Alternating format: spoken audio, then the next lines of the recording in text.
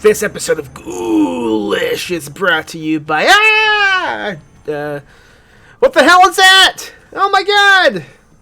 Do I seem spooked? That's good because I was just the victim of a jump skill, which is the topic of this episode of Ghoulish with me, Max Booth, a host. That's right, baby. Today I'm talking about jump skills. The things you don't expect, and then they happen, and then you jump because you've been skilled.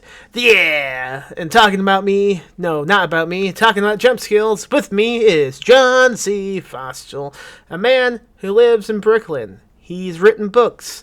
I've published some of those books through my small press, Perpetual Motion Machine Publishing. Books like Dead Men, books like Night Roads, books like Baby Paddle and Edible Till Fine Substances, and possibly other books in 2022. More news on that in the future. And he's also written books for other presses as well, such as his upcoming novel, Rooster. Not the Rooster, just Rooster, coming soon from Grey Metal Press. On this episode of Ghoulish, we do indeed talk about jump skills, but we also talk a little bit about Rooster. Not only do we talk about the book, but we also have a contest. That's right, listeners, we have a contest. 2 lucky souls can win coupons, e-coupons, for a free copy of John C. Fostel's Rooster. How do you win those coupons? Well, I guess you're just gonna have to listen to the entire episode, because we do get into the contest. It's a fun contest that we definitely planned out before doing this recording. There's no way we forgot to come up with a contest and then randomly selected something spontaneously. That would be quite the jump skill, wouldn't it? Ooh, ah, ooh, ah, ooh, ah. I have had a lot of coffee today, and I am about to crash. So, without further ado, listen to my conversation with John C. Fostel, talking about what? Talking about jump skills!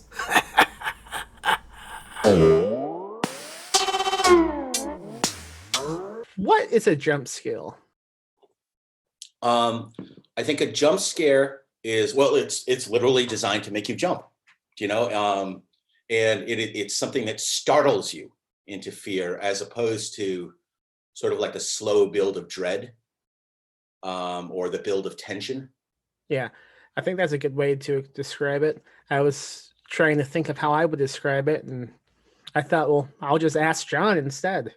Yeah, I mean, I think it's something that it's given short shrift. I think there are a lot of almost, sort of purists, or, if you think of it in literary terms, they're the ones that are, they sneer at genre fiction. Yeah, you can't have a jump skill in space. I do know that. You cannot, because horror does not exist in space. Oh, that poor woman. What a foolish, foolish woman. I feel so bad for that lady. I feel bad for her too, but I also felt compelled to make fun. Yeah, that's okay. I mean, that's why the website has lasted so long. Right. Yeah, it was, I saw some more mature people saying, you can just let it go. People can just don't have to bite on this. And I was like, yeah, I bit.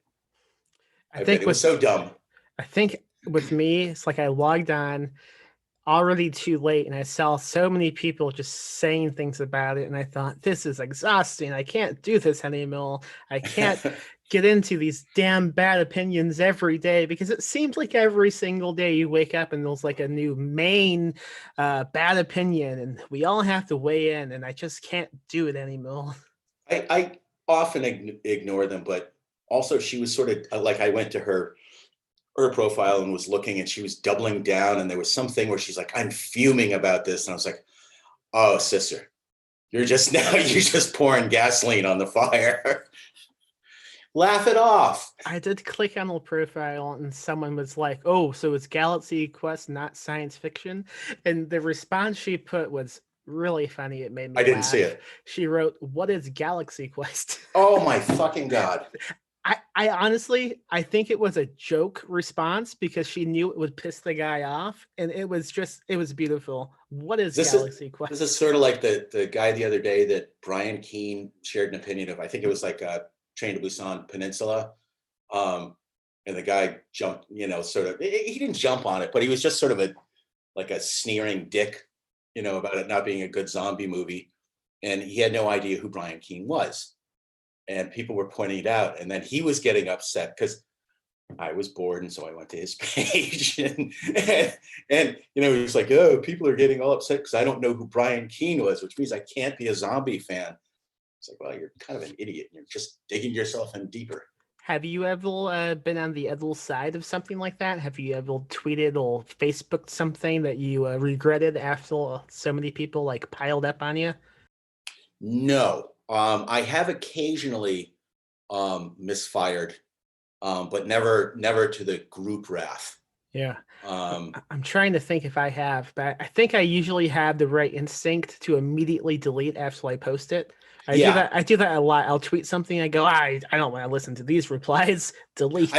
I do that a lot too. I try to, if I know that if I want to fight, I'm doing it on purpose. Like I don't think that the gal who posted this thing about horror can't exist in space or whatever stupid tweet was, I don't think she was ready for it.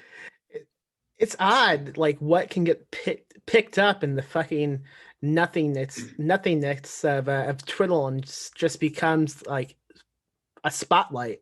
Like the most simple tweet could suddenly become like what we all talk about. Yeah, it could happen to any of us. But I delete a lot of stuff too. Yeah.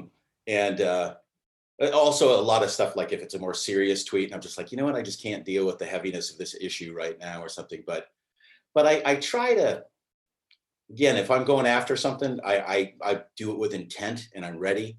And I think I spent a lot of years working in public relations. So I'm used to cautioning clients about how they communicate on social media. And there are fights you pick and fights you don't pick, and ways to react. She could have reacted very differently when people pushed back. She could have even just said, you know what, that was a dumb question, or deleted it, or rephrased it. I think she should have like increased what she said. Like she should have been like, you know what, you can't have space, you can't have a whole movie in the woods either. That's just right. Called a hiking documentary. Well, and that's another strategy. I was at the Outer Dark Symposium several years ago, and standing in this room with a bunch of people, and really, really nice people. And the movie Prometheus came up, and everyone was pooping on it. And I defended aspects of the movie, not the entire movie. Yeah. Well, this was a declaration of war. Oh, no. And it's gone on for years now. And I am now in the position of defending it as the greatest movie of all time. Well, it is. I haven't seen it, but I assume it is. I assume it has many jump scares in it. It's brilliant. It's jump scares, poetry, gratuitous nudity. It's fantastic. But it went so far as the next year I went back to the same conference and I bought myself a Prometheus t-shirt before I went to the conference.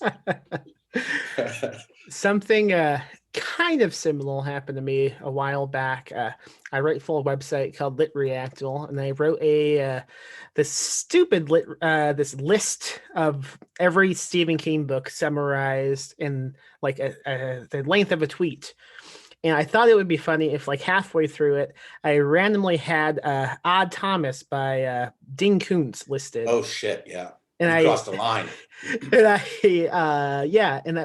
viral. It got like 200,000 views in 2 Holy shit. days, and so many people were so mad at me. I was being tweeted at, messaged in the comments, calling me an asshole, and I could have just said, "Okay, bad joke." It obviously didn't go through. Instead, I just kept going, and someone sent me like a screenshot of Wikipedia, and I said, "Oh wow, I can edit Wikipedia too. Nice one." I just it continued, and now like this happened in like fucking 2015 maybe. I Mhm. still get people tagging me in odd Thomas like posts. I don't think it's gonna end. Nothing leaves the internet. No.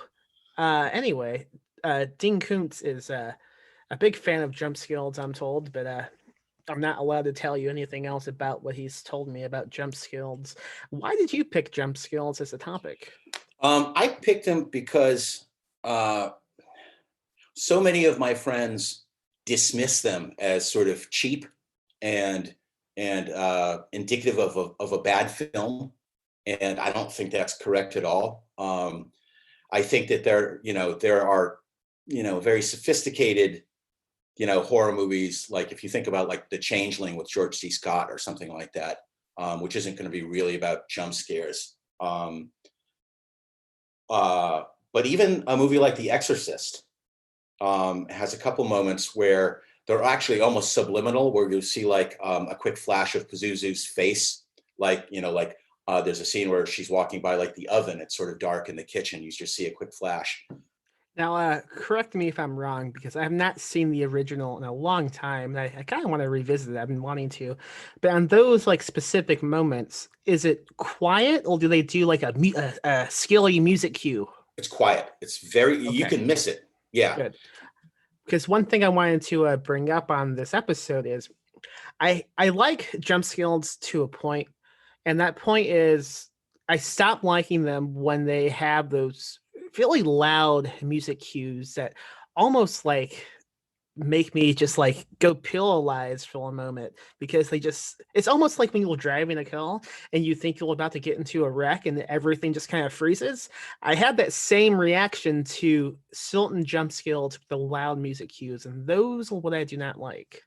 But I think one thing I want to push to the side for a moment is that there are a lot of shitty movies that use jump scares to replace character and story and just quality of filmmaking and stuff like that. And they just try to scare you and make you jump, and they do the cheap noise cues and stuff like that. But even the noise cues can be done well, but it can also be done simply. Like in The Exorcist 3, there's that great jump scare near the end where there's a nurse walking and it's very quiet. And all of a sudden this woman comes out with these like shears, and she's like in flowing white. It just takes off her head. And it's like, holy fucking shit. You just don't expect it. And it's quiet. I just watched that scene before we did Mhm. this episode because it's considered like one of the best ones. And Right. for reasons you just said, we get almost a whole minute of silence, just like this Nielsen station going about its business. And then all of a fucking sudden, this thing comes running out and decapitates all. It's really Right. cool. And It's a different example of sound done well would be what is that movie called? The Conjuring or Insidious? Which one am I thinking of? With the clap. oh, that's The Conjuring. Yeah. Yeah. So it's been a while since I've seen that one as well, but if I recall, it's like the mom has a game with the kids where they play hide and go clap. Right. And there's a point where she's like in the basement investigating something, and a voice says, "You want to go play hide and go clap?" And we look at her face, and in the darkness, these two hands just like emerge from nowhere and clap. And that is a great example of a good jump scale music cue. Right. It's really scary. Yeah. It's I think jump scares again. There are movies that rely on them almost totally. I watched a movie the other night called Come Play. That's a pretty recent movie. And it's not a great film, but it's not a bad film. It's like it knows what it wants to do. There's this sort of supernatural being called Larry, of all things. Yes, Larry. It's basically, it kind of looks like the tall man. Yeah. And he's sort of coming through devices like iPads and iPhones and stuff like that to get this little boy. Okay, I have to stop you. Okay.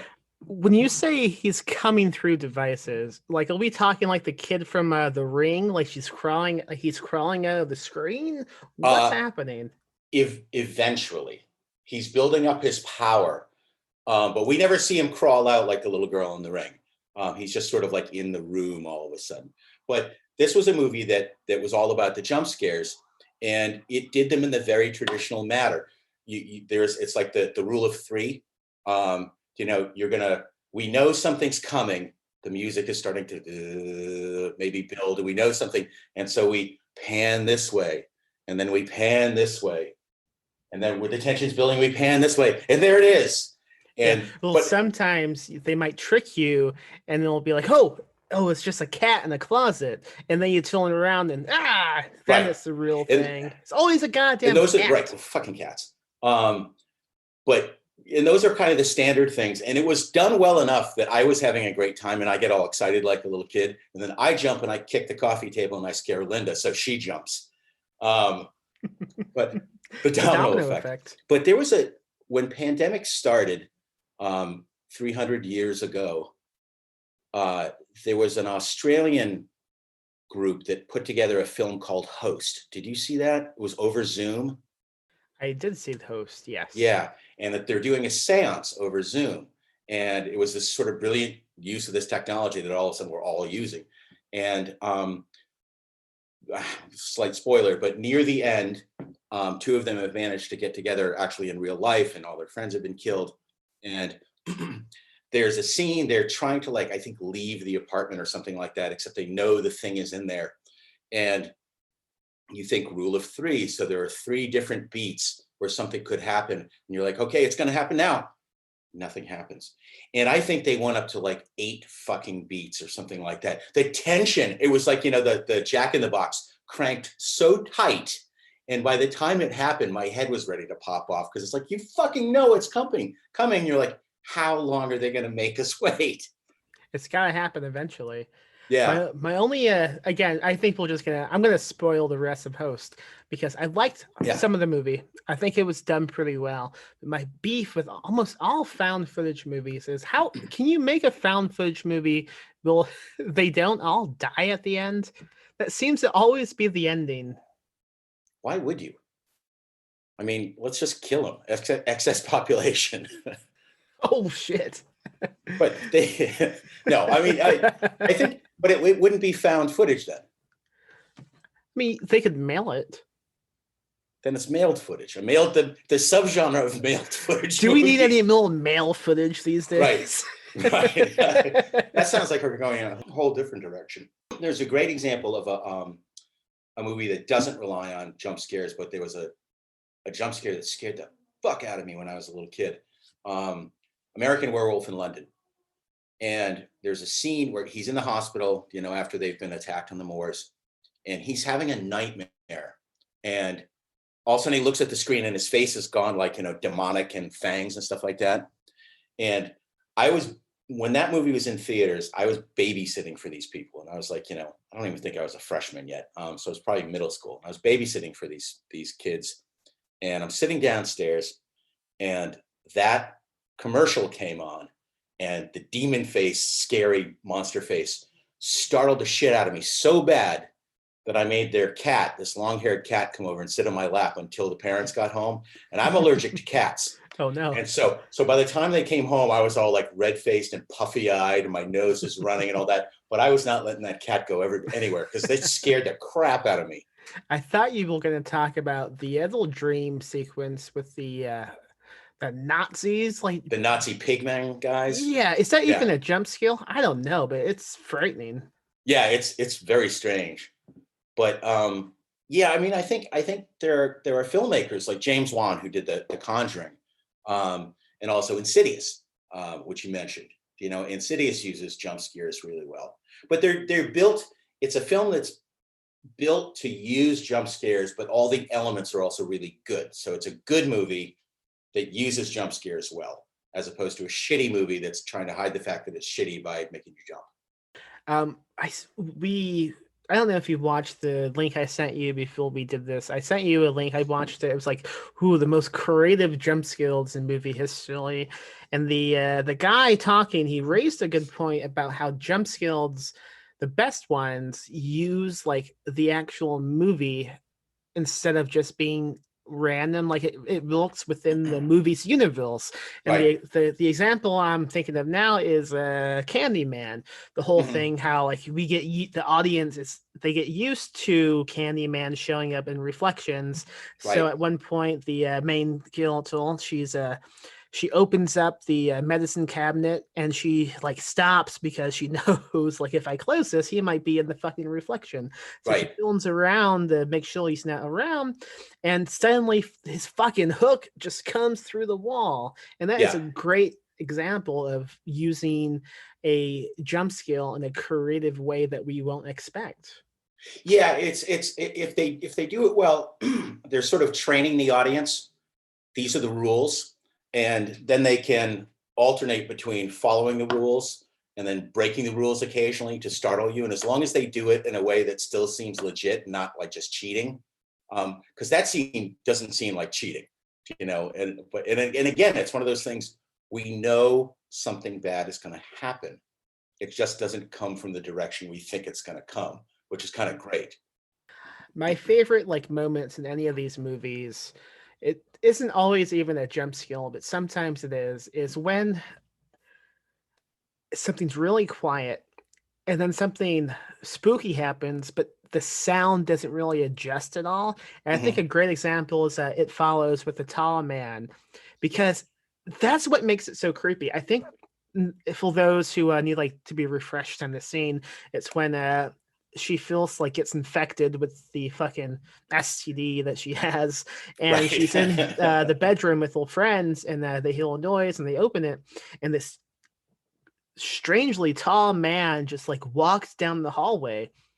And I think if they made a bunch of loud like music sound effects in the school, it would be almost cheesy. But the fact that the music doesn't change, there's no music at all, he just begins walking, that is what makes it so like fucking unsettling, because It was very unsettling because yeah, he almost looks like he's going to run into the girl who's walking into the room. yeah. And he's just sort of like bowing in to step around her. And it's just, yeah, it's terrifying. It's terrifying because they didn't make it noisy too. You can tell that this is not a natural, this is Yeah, not a person coming in. This is the thing. yeah. The Thing has some good ones too, man. The Yes, fucking the blood thing. test. Let me tell you something about the blood test and The Thing. I've seen The Thing probably 20 times, maybe more. Who knows? I don't keep track. I should, but I don't. Every time I watch the movie and I get to the blood test scene, Wait, you do know right now that Twitter is judging you, and they're talking about the fact that you don't keep track of how many times you see one of the greatest horror movies of all time. well, you know what? If you make a movie and there's snow in it, it's not a horror movie. It's Right. a You it's a can't Christmas have movie. you can't have horror in winter. Yeah. There's no horror in winter. You just can't have it. No. Anyway, sorry. Blood test. Yeah, the blood test scene. Something tricks my mind, and I can't for the life of me remember who was actually the one infected. So every time I watch that movie, I'm so tense because I'm like, who the fuck is Right. it? I don't know why I can't remember that, but it tricks me every time. Well, and they do a good job, and it's been a little while since I've seen the movie in its entirety. And I meant to watch it all fucking winter when it was snowing and just never got around to it. Um, but it's the cop guy. McCready's pretty sure it's the cop guy, Gary. So, you know, the characters, and this is what you're talking about, the film, you know, using the film to create the moment. Through the characters, we, the audience, think we know who it is because McCready thinks he knows who it is. And and you know, we're pretty sure it's not Childs because he's too pissed off and cursing and shit like that. And we don't want it to be Childs. But yeah, that's a great moment. And then after that, God, I can't remember the character's name, the heavyset guy who was like really nice and didn't want to be the leader. And he has a heart attack, and they go to put the paddles on his chest to bring his heart back. and it just his chest turns to a mouth with teeth and just like eats the guy's hands. It's fucking crazy. I miss John Carpenter so much. Yeah, he's amazing. I don't think he's gonna make another movie. I don't think he wants to. You ever read like interviews with him? He's like, I just want to smoke weed and play video games. That's all he does now. I think That's he's cool. just putting out his music and stuff like that. And Yeah. but there was a Robert Rodriguez in his that autobiography, Rebel Without a Crew, when he talks about making El Mariachi. Yeah. He references John Carpenter, and he says John Carpenter makes cool movies, the kind of movies that make you want to make movies. Yeah. And I thought that was one of the best descriptions of Carpenter ever, because sometimes you'll watch a Carpenter movie and it's like, I mean, the dialogue's really bad, or like I love The Fog, but there are some scenes in The Fog where the dialogue is just atrocious. But I still think it's just a brilliant fucking movie. Yeah. And it's scary and it's awesome and it's atmospheric and it's just great.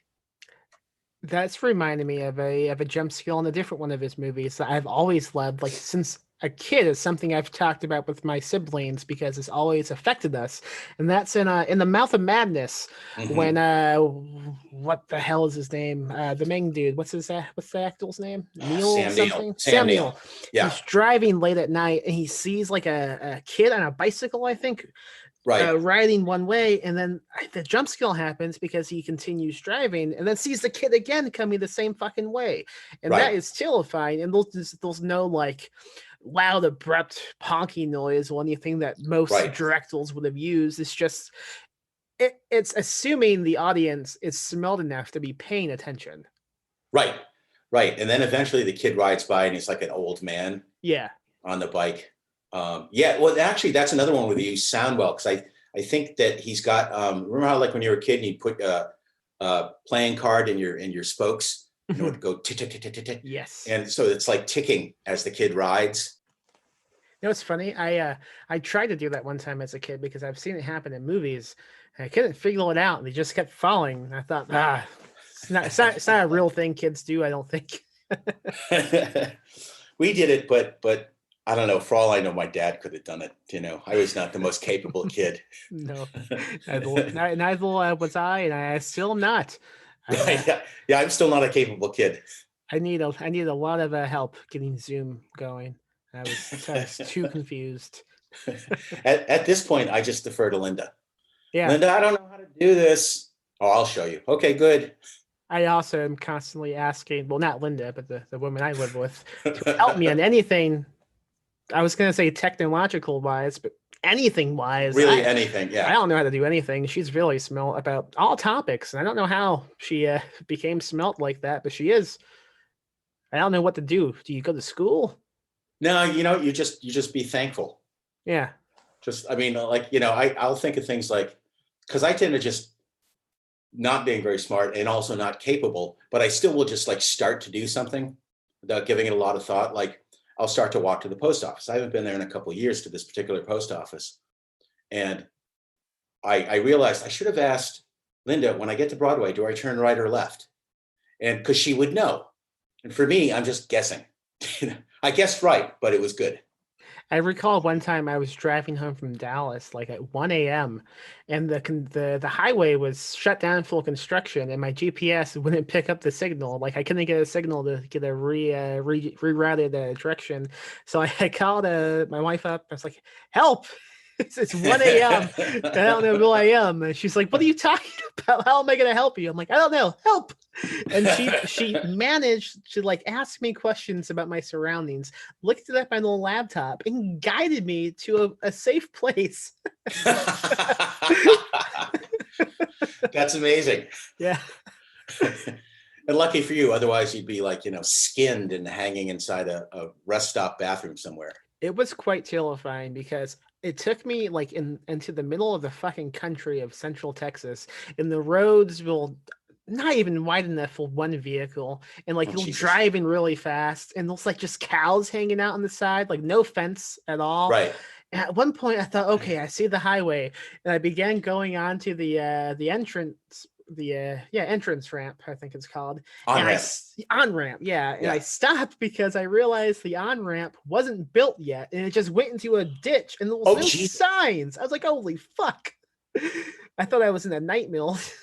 Can people read out in Central Texas? No, that's why I do Yes. not sell anything. Yeah, that's why they don't need signs, man. That's just Yeah. you just know that the old on ramp hasn't been completed. They started it back in the Hoover administration. Talk about a fucking jump skill, man. That was a jump. Yeah, that'd be it. That would be terrifying. Have you ever seen a jump skill like in a book? Yeah. I'm trying to think of some. Of course, the self-aggrandizing thing is someone talked about Mr. White, a novel that I wrote, and said that I put jump scares in it. I've had the same thing happen with one of my books as well. So Yeah. we can you can talk about your book, and I'll talk about my book. Yeah. So let's do that, because I can't think of another person's book right now. But Mr. White is this sort of supernatural creature that's been following a couple different members of this family, and I wanted to play with nightmare, real nightmare fuel. And so there's a girl named Hetty who's like, I don't know, 12, something like that. And I played with stuff like, she's standing next to the bed and the hands shoot out from under the bed to grab the ankles and stuff like that. And you can set it up and do it. It's tricky. One of the things that I did, in addition to, pacing and obviously building up tension, is I came from a screenwriting background, so I'm used to sort of trying to shape where the person's eye is going to go on the page. And almost the way, how poets, poems aren't written just in block text like Right, prose and yeah. stuff like that. So really taking advantage of writing like that to draw the eye in certain directions and then create an expectation, sort of like, we're expecting to see Candyman's reflection in the mirror. And so we're looking at the mirror and then the hand comes out, from inside the medicine cabinet. Yeah. And that's so awesome. that's how to do it. But I think it's more effective in movies, but it can be done in a book. Absolutely agree. That's a Which great was yours? example. With mine is we need to do something that it's been out almost a year now. So if you haven't read it, I'm gonna spoil some stuff. So just skip ahead like a minute or two. But like halfway through the book, to set it up, it takes place in a bathroom. It's really thrilling, I promise you.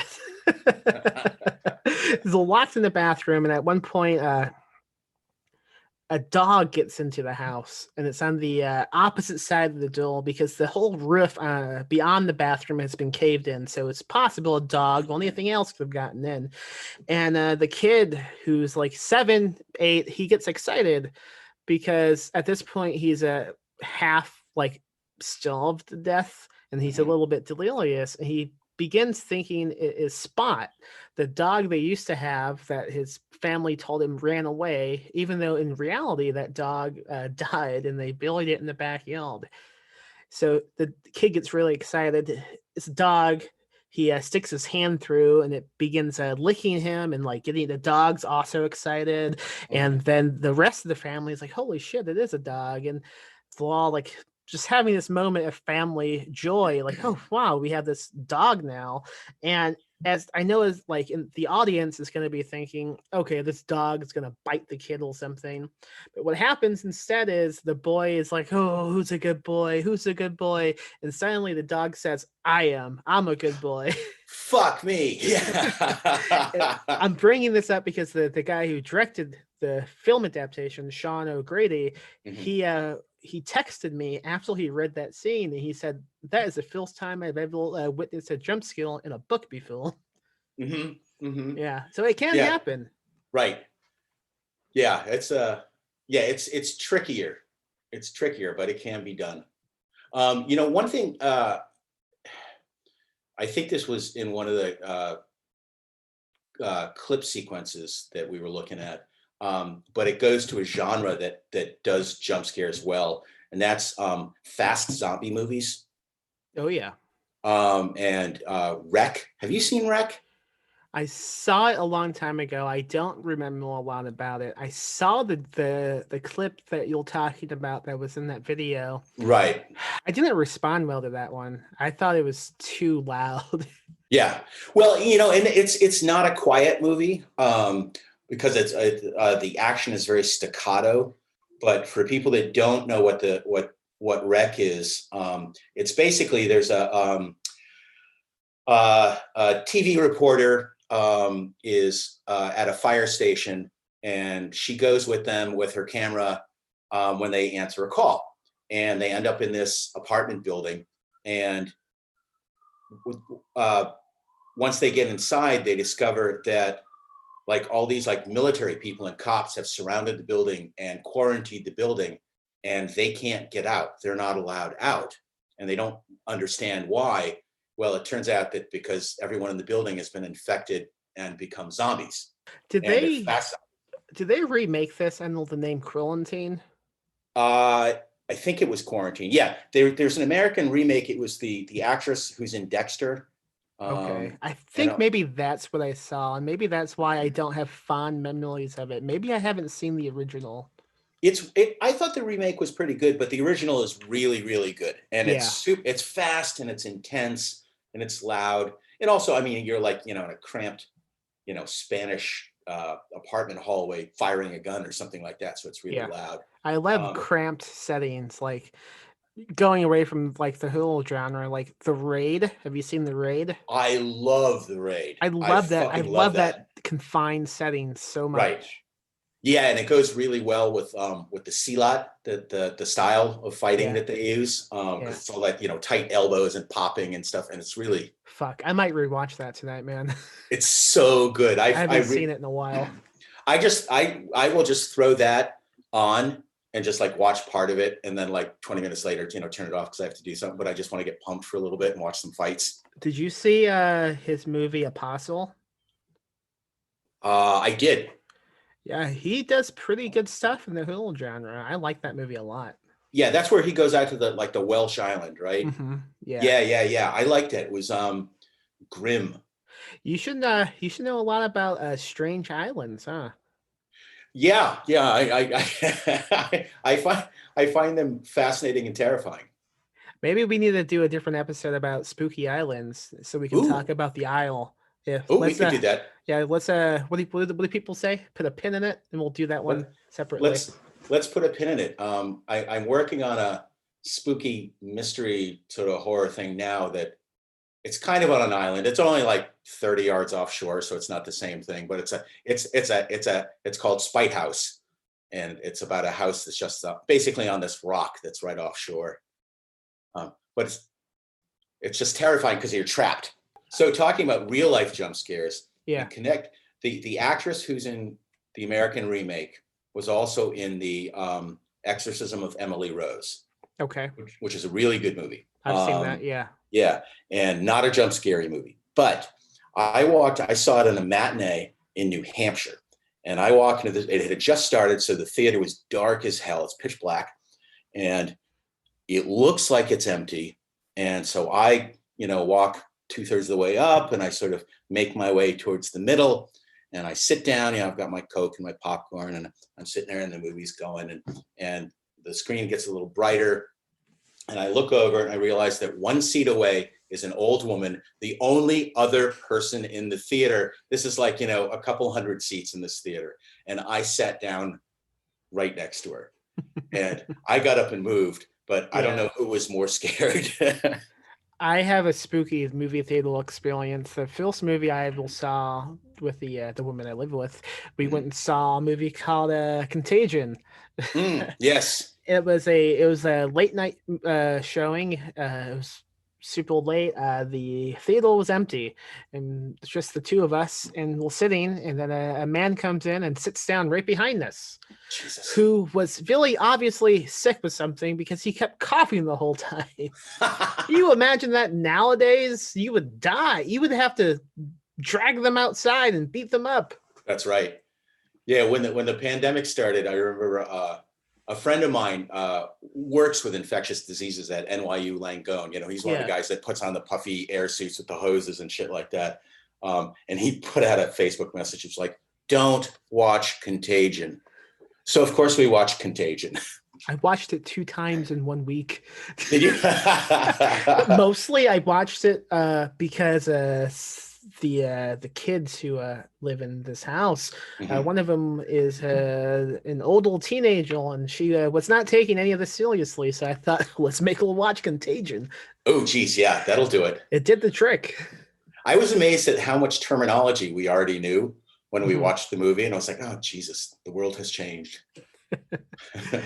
The only like real life jump scare I can think of that's happened to me was a fucking car crash. Ooh, yeah, that'll do it. Yeah, that wasn't the one I was gonna say. That was just a funny one that came to mind. That was actually true. I was in a pretty bad wreck. Fuck, I lost my train of thought. I'm trying. Okay, yeah, I have it now. When I was a kid, I think I might have talked about this on the podcast before, but who gives a shit? When I was a kid, I was hanging out in the game room we had with my brother, and we were playing, I believe, Resident Evil. It's probably like 2 a.m. I'm maybe 5, 6 years old, I want to say. An appropriate age for Resident Evil, definitely. My household really didn't have any limits like that. Like I grew up like watching True Romance with my mom at a young age. I don't know. I guess if you want to know what happens to a kid if you do that to them, listen to Ghoulish. Right.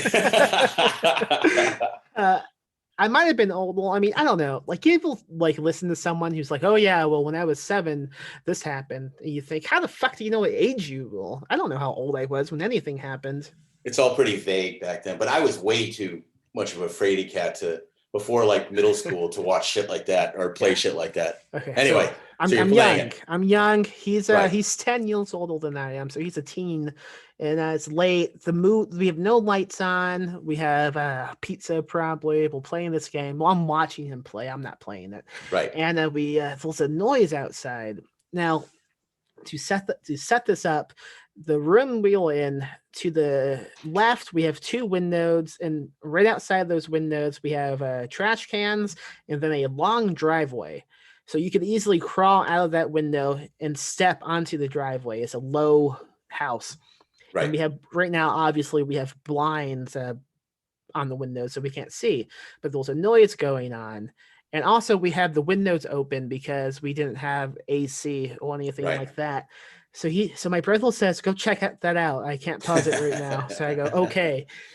I walk out and I walk up to the window and I separate the blinds and I put my face against the window and I'm looking and I can't see anything. I mean, this is so long ago, but I can remember this moment so clearly in my mind. It's just pitch blackness, and then suddenly, out of fucking nowhere, the face of a clown emerges, and then pokes me in the eyeball, and I go flying on my back, screaming. My brother freaks out, grabs a baseball bat, runs outside, finds nothing, comes back in. I already have a black and blue eye. We don't know what happened. We still don't know what happened. If we had to guess, we think maybe one of his friends was trying to play a prank on him. Right. But we don't know. It's just the face of a clown came out of nowhere and poked me in the eye. God, holy shit. Yeah, that still kind of spooks me now thinking about it. Yeah, that would scare the crap out of me. Wow. Yeah, that would have terrified me for life. Oddly, I'm okay with clowns. I say that, but I've never been around a clown.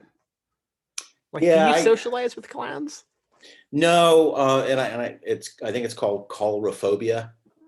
If you're afraid of clowns. My brother-in-law is terrified of clowns. I guess when he was little, he heard the stories about, or saw some news stories about John Wayne Gacy. Was he the clown guy? He's the clown guy. Yeah, and that scarred him for life. I would say it would. You know, I say I haven't been around clowns, but that's wrong, because I'm thinking now of like, also as a kid, a different brother of mine would always drag me in October to the haunted house attractions around Indiana. Have you gone to many of those? Not in Indiana. I just mean any place. Have you gone to like those haunted houses? Yeah, I've been to some. Yeah, and if you think about it, I mean, those are nothing but jump scares. Right. And I must have liked them. I mean, people love them. They pay money and they go to them just to see things jump out and yell boo. God, when I was really little, like 5 or 6, um, we had some relatives in Dallas, Uh-huh. and they lived in a big house on some street with big houses. Anyway, that's I know the street. yeah, that's what I remember. It's Big House Street. Anyway, next door it was broad daylight. Next door they were doing a haunted house in their house. Little kids doing a haunted house. Yeah. Not little as me, but kids. Like 10, 12-year-olds or something like that. And then there's me. Yeah. So Like I me. went through yeah, right. So I went through the haunted house and I don't remember what it was. I remember doing the brains thing, where it's like goopy spaghetti and stuff you reach in. But there was some jump scare that it's whited out in my memory, but it scared me so bad that I just screamed and sprinted out of the house, down the stairs, out of the house, ran down the street, back into my relative's house and upstairs into there just to hide. It just scared the shit out of me. But I have no idea what it was. Why do you think we like that? Well, I know that for me, it's fun watching movies. Mm-hmm. Because it's not like a car accident where it is a jump scare, but there are consequences. Hey, speaking of Dallas, that's where I got my accident at. I was in Dallas. Fucking Dallas, man. I was on fucking Big House Street. Big House Street in Dallas sucks. They suck. I hate them. I don't like them, and their food blows too. That's true. Yeah, fuck Dallas. Anyway, go on. That's the end of the story. I mean, it's a good story. Oh, well, you will about to deliver some deep ass explanation for why we like being skilled, but then I interrupted you to talk about Dallas. You know what? And it was going to be really good and thought provoking. Yeah. But now we're not doing it. That's cool. That's because I deserve that. We're going to talk about the wasting malaise that is Dallas. I do not like Dallas, man. I've gone a few times. I mean, that time I was lost coming home. It was coming home from Dallas. I don't like it. One time, when I took the bus to Texas from Indiana, I stopped in Dallas, and it was awful because like everybody was just like sleeping on the fucking ground of the bus station, and like it was pretty frightening. Just like people like approaching you with asking you for directions to Big House Street. It's like, I don't know. I have never been to Big House Street. Do I look like a big house kind of guy? And then my connecting bus came, and like I almost missed it, and they yelled at me, and I was like, I'm sorry, I'm lost. Don't yell at me. I'm from the haunted house in Indiana. One thing that does come to mind when I think about jump scares, and maybe why I have such an immediate distaste for them all, is how familiar are you with those internet videos that were really popular like in the late 90s? Oh, where it's like the maze thing or something like those exactly fucking things. That. Those would get me a lot because like I grew up in the late 90s and the early 2000s, and we spent a lot of time just like looking at videos and shit on the internet. And so many of them, like you would watch something and it would just change to a woman screaming as loud as possible. And it was just a bad experience. And I still think about this, about how much I hate them. Yeah, I would fall for those too pretty much every time. Practical jokes and things like that always get me. Mm-hmm. I mean, it's like I fail my saving throw no matter what. Yeah, the maze one, I know which one you mean. It was a video game where like you had to get through a maze, and each level, like the hedges would like come in closer until like you couldn't touch the sides or something. Yeah, and obviously if you're playing that, you will naturally lean close to the screen to make sure you don't fucking hit the edges. And that's when I think it was Reagan from The Exorcist, right? Would jump out. Yeah. Fucking Reagan, man. I found a. Do you know about WikiHow? No, what's that? It's kind of like eHow, like anyone could make a article about how to do something. Okay. And I found one about how to recognize an internet scream video. Oh, And nice. I thought maybe we could go through this. So I guess I'll just read this to you. And if you have Yeah. questions, let me know. Okay. Have you ever watched a seemingly innocent video only to have a skilly face flash onto the screen with a loud scream? Congratulations, you've watched an internet screamo, and they may trigger an embarrassing moment, possibly involving some damp pants or a few shakes. Here are some ways to help recognize them before you almost have a heart attack. Okay, so it begins with step one, and the image is pointing to a YouTube screenshot, and it's pointing to the click on all comments option. So step one, look at the website itself. Check which section of a website you will in. If you will in the prank section, close the window immediately. The prank section. Okay. I mean, I feel like a noob, but not that much of a noob. I don't think YouTube has a prank section. And Yeah. also, if you put a video like this in the prank section, it immediately loses the effect. Well, no one's going to do that. You know what would be brilliant is if in this WikiHow they had a scare thing. I haven't looked at this until now, so it might happen. And I'm going to be so mad. That would be genius. If the comments under the video, look at those. If comments are disabled and the video isn't either for kids or about a hot button topic such as conspiracy theories, close the window. I was really curious what topic they were going to use as an example. This is like aimed at like QAnon people or something. I think so. If you see a comment similar to, whoa, that made me jump, close the window. Also, if it's impossible to disable comments, you should look for plenty of comments that are deleted by the creator. Okay, so that was step one. Step two, examine the video itself. If it has really low music, and then in parentheses, this makes the audience want to turn the volume up so the scream is loud. Well, if it has really small text, which makes you want to go into a widescreen, that's a good indication that it's a screaming video. Exit now. Step three, look at the content of the video. Duh. If really? That's a tip? If it has scary things like ghosts or supernatural things, this may be a screaming video. But you cannot be certain. Use caution. What? I like how the two examples are ghosts and supernatural things. Right. That tells you one thing immediately. The person who wrote this believes in ghosts. Wow. Okay, step film. If it shows a room or a photo and invites you to find what's wrong in the photo, like a find Waldo, close the window immediately. And that was in that had an exclamation mark at the end of it. I feel like basically this is just saying stay off the internet. You didn't like the step that said look at the content? Look at the content? That was brilliant. Step 5. They have a new trend going on with videos describing people reacting to screaming videos or actually screaming videos themselves. Well, that's fucked up. If you suspect this, scroll down and see the comments as listed above. If the maker of the video disabled comments, this is a clue because they may have done it so they may have done it to purposely lead viewers to believe the video is genuine.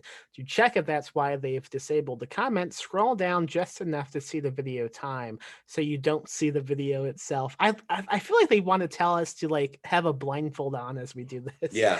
Turn the volume down just in case it is a screaming video. And if the video time runs out and there's no scream, it's safe to watch. So they want you to watch it blindfolded basically before and just listen to it. That's how I watch all YouTube videos. I first I click it and then I go, okay, now I'm gonna put my hands over my head just to listen to it, and maybe I'll go back and rewatch it. I feel like this is gonna the last step is gonna be, turn off the internet and open your Bible. Well, that's funny you say that. No, I'm kidding. The last step is going to be turn around. I'm right behind you. Jesus. You know what? I looked. Did you? I told you. I I'm can't so see you. stupid. I'm so stupid. I fall for everything. Step 6. Oh, by the Yeah. way, step 5 was pretty much the same as the previous step. Right. Anyway, step 6, check the time on the video. If it is suspiciously a short cut, cut the video. The key will heal suspiciously. If there's a good reason for it to be short, and then parentheses it says, for instance, it's showing a kill tool saying a quote, then it's probably safe. But if it's short when you expect a long video, it's probably gonna scream. Step Probably. 7. Step 7. Pause the video and fast forward to the end. If everything looks good, go ahead and watch it. I want to whoever put this together, it's like, what happened to them that scarred them?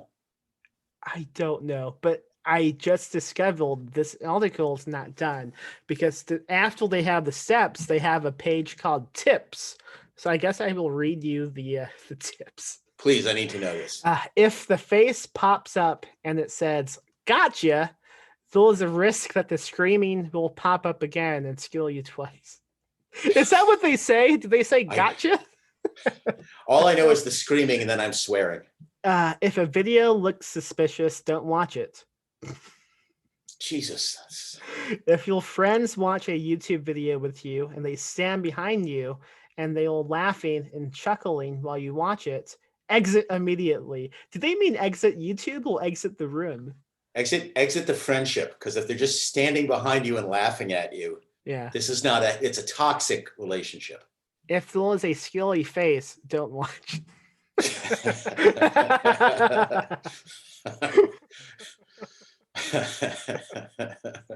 Okay, common names like the maze. This is not a screamer. What's wrong with this photo? Kill commercial optical illusion, and talking puppy. Talking puppy. That one got me. I want to watch a talking puppy. Yeah, well, I don't know, man. Okay, last tip. If the video has sweet music at the beginning, there's a chance it may be a screaming video. However, if you were watching, say, a scene from My Little Pony, it's probably not. Think to yourself, is this a normal time and place for sweet music? Wait. Let's rewind to yes. Who are you that's watching the video of My Little Pony? And are there bigger problems here? Bigger fish to fry? I think so, man. I don't know. Oh, fuck, this thing still isn't done because now we're on to the section where they have warnings for you. So, like, such as do not show these videos to people who are older than 65 or younger than 10. Old people could suffer heart attacks, while young children could be traumatized. Yeah, that's true.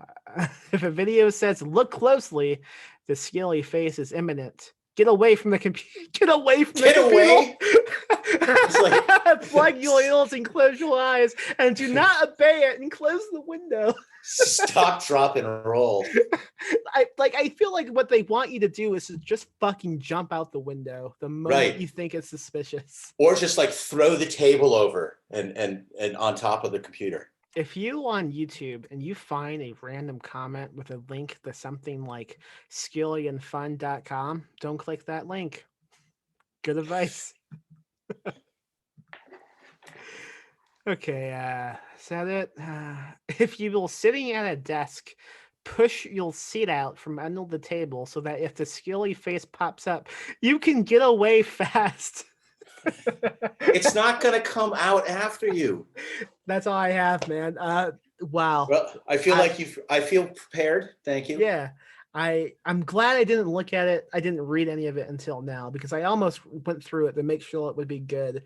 But I just had a gut feeling it was going to be amazing just from the title.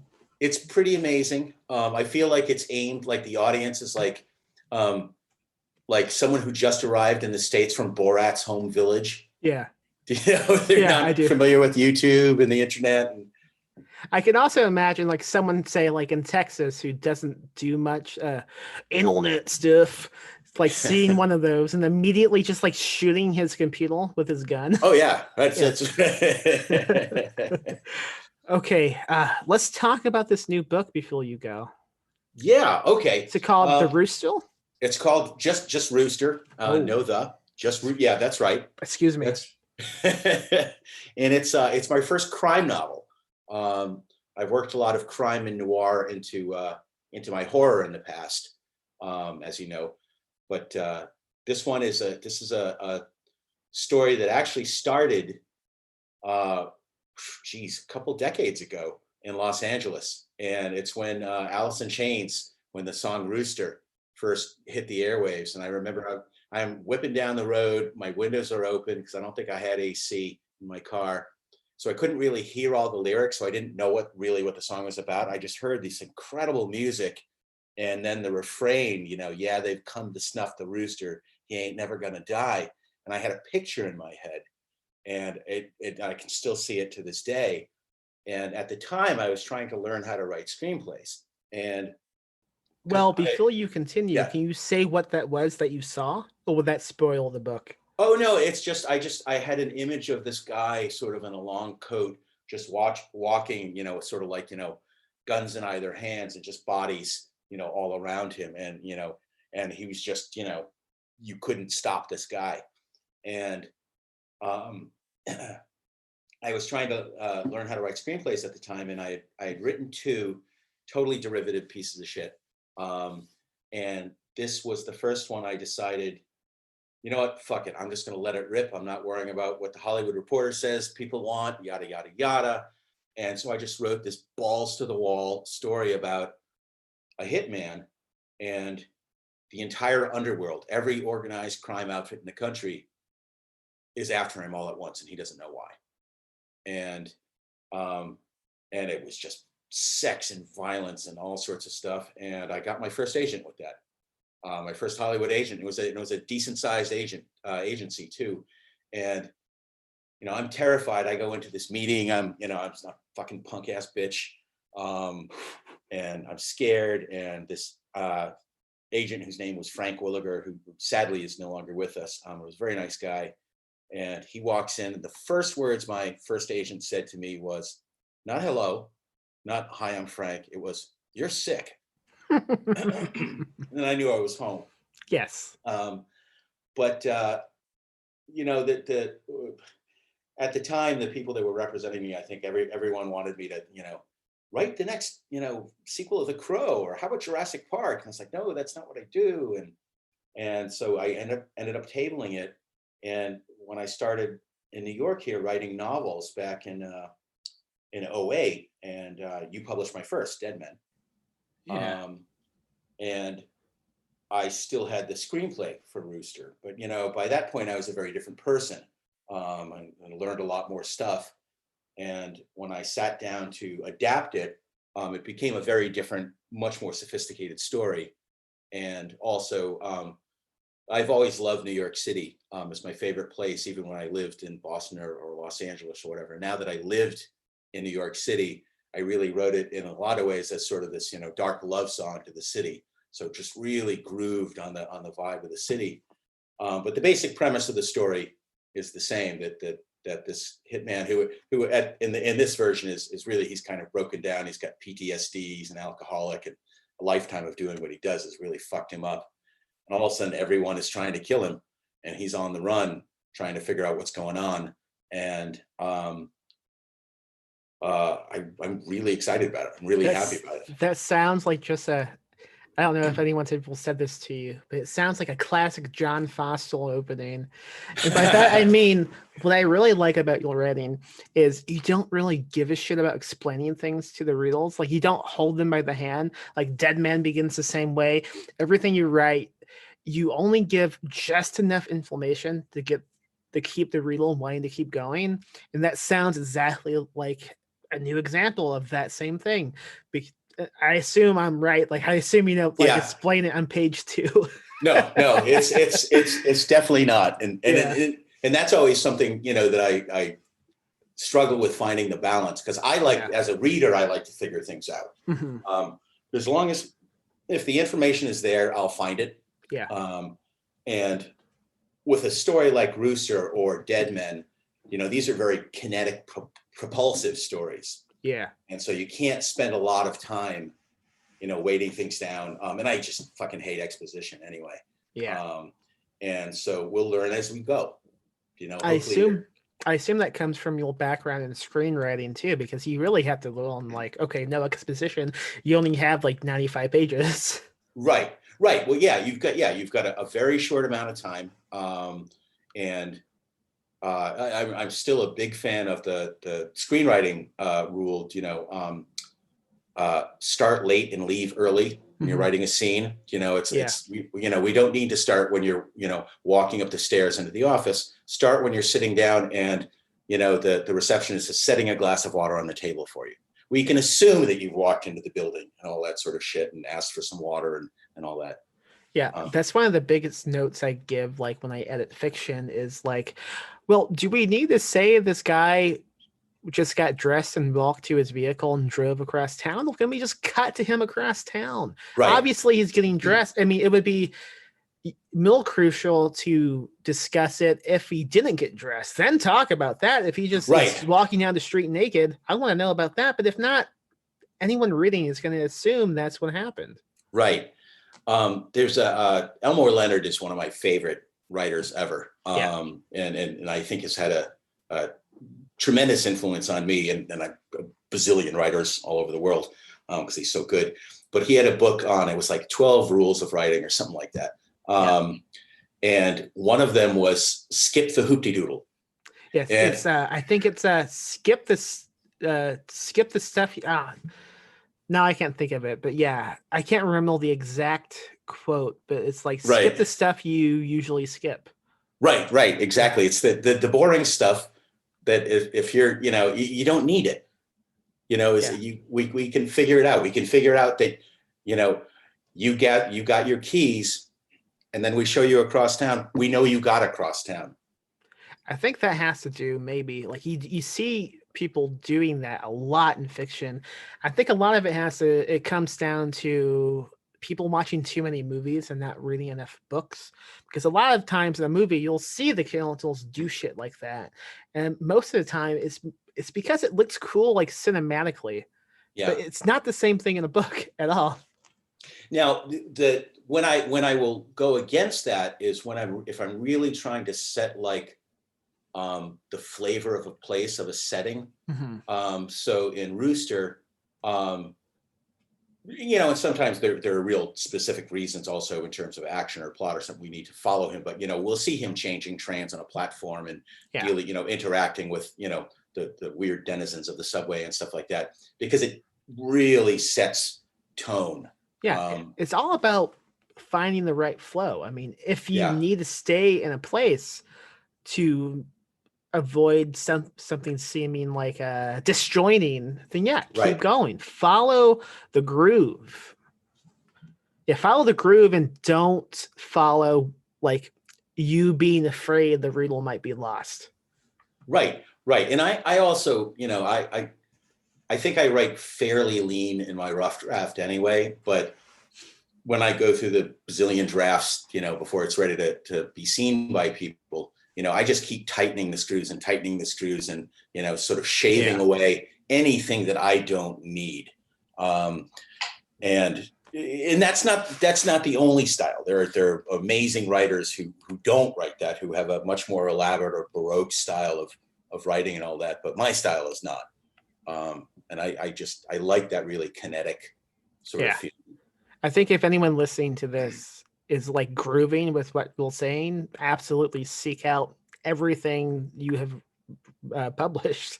Thank you. It's all like that. To me, it's great. Yeah. It's lean, it's tight, it's a shit ton of fun. I'm looking forward to not the Rooster, just Rooster. Just Rooster, that's right.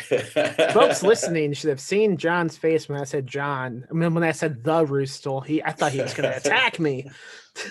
Right through the screen, just like a Scream video. Wait, quick, get away from the computer. Oh no, I have headphones in. I would have died. Oh shit, you're stuck. Reagan is going to yell at you. I was talking to somebody on a podcast recently, and they had to get up to get his book because he left it on a shelf, and he forgot about the headphones he had plugged in, and all of a sudden, just a loud crash. Everything on his desk fell down. Oh shit! Any jump skills in Rooster? They're not jump scares so much, Yeah. but there is some startling action. People are trying to kill him, and he doesn't know where they're all coming from.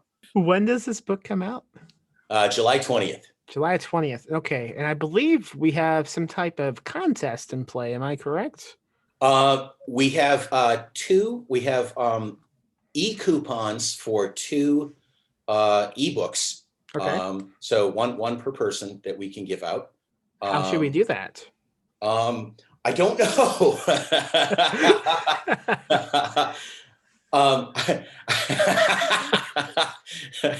Okay, I got it. You have a brilliant idea. No, I didn't think about it until right now. Okay, so this is for the ebook only, right? For the ebook only, right? Okay. We have two of them. Okay, so what you have to do if you want a coupon, the best two will win a coupon. Make a video. It could be of anything, of you, of anyone that has a jump skill in it. Send us, tag us on social media with the best jump skill, not one that you found online, one that you made, and tag us. I'm at Give Me Your Teeth. Also at Ghoulish Pod, whichever one is fine. How can folks find you on social media? At John Foster Fick. That's John Foster FIC. Okay, great. So tag one of us, or if you don't have social media, the podcast email is ghoulishpod@gmail.com. You have until the time this podcast came out, which is April 12th, until the night of April 19th, which is next Monday. So you have only a week to get us these videos, and we will announce them. I don't know, someplace. I'll let you know. I'll say, hey, you use a code. Right. And maybe I'll put those videos on the YouTube channel as well, and just to show them off. I don't know what will happen. I haven't planned ahead. Something will happen. It will be very exciting, whatever happens. Yes. So make us some jump skill videos. Nothing longer than half a minute. Nothing. Don't make me sit and watch a bunch of long movies. I'm not a film fest. Right. Exactly. All right, great. Anything else we need to mention? I don't think so. I think we're good. Quick, do a jump skill. Ah! Quick, get away from the computer. Okay. Oh, fuck. I just threw my fan across the room. Oops. I'm purpose because I knew it would make a great sound. It was. Yeah. It was like one of those tension chords.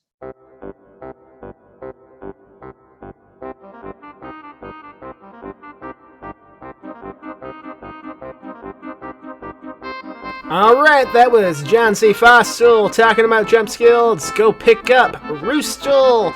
Go buy his other books. Go buy Dead Men. Go buy Night Roads. Go buy Baby Paddle and Other Terrifying Substances. All those 3 books I just listed can be found at perpetualpublishing.com. Support us on Patreon at patreon.com/PMM Publishing. Tweet at us at Ghoulish Pod. And leave a review on iTunes. I would love more reviews. I don't know how to make you review the podcast, but please do it. Just do it. Can you do it? Cool. Bye.